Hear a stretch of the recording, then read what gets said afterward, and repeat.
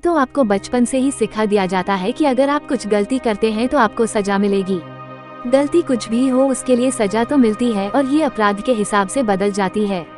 बड़े अपराध की बड़ी सजा। आजकल तो जेल में डाल दिया जाता है, लेकिन पहले तो बहुत क्रूर तरीके से सजा दी जाती थी, जिनके बारे में सुनकर आप खुद ही हैरान रह जाएंगे। ऐसे में आइए जानते हैं कि पहले कैसे सजा दी जाती थी, जो वाकई बहुत खतरनाक है। पहला, हाथी से कुचलवा दिया जाता था। दक्षिण और दक्षिण पूर्व एशिया में दोषियों को सजा देने के लिए भारी भरकम हाथी का इस्तेमाल किया जाता था। दोषियों को सजा के तौर पर हाथियों से कुचलवाया जाता था। इस क्रूर सजा के लिए बाकायदा हाथियों को ट्रेनिंग दी जाती थी ताकि वे दोषियों को भयानक मौत दे सकें। अगला है नाक काट देना। पहले मिस्र में कानून तोड़ने पर सजा के रूप में लोगों की नाक काट देते थे। इसके बाद उन्हें एक खास जेल में भेज दिया जाता था। ये सजा भ्रष्ट सरकारी अधिकारियों को भी यही सजा दी जाती थी। अगला है मेटल बुल में मौत। ग्रीस में लोगों को मेटल बुल की एक खास सजा दी जाती थी।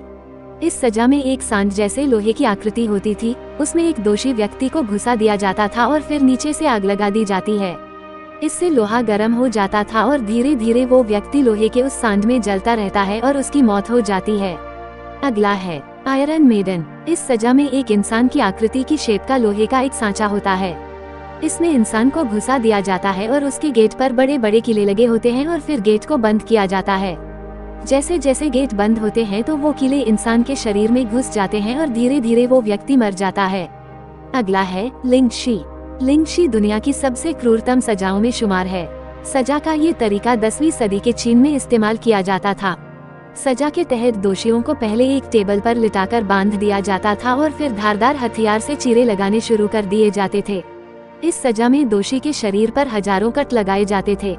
इसमें शरीर के टुकड़े हो जाते हैं और कई देशों में अलग अलग तरीके से इंसान के टुकड़े करने की सजा दी जाती है। अगला है पानी में उबालकर मारना। सैकड़ों साल पहले मृत्युदंड देने के लिए दोषियों को उबलते हुए पानी, तेल या तारकोल में जिंदा डाल दिया जाता था।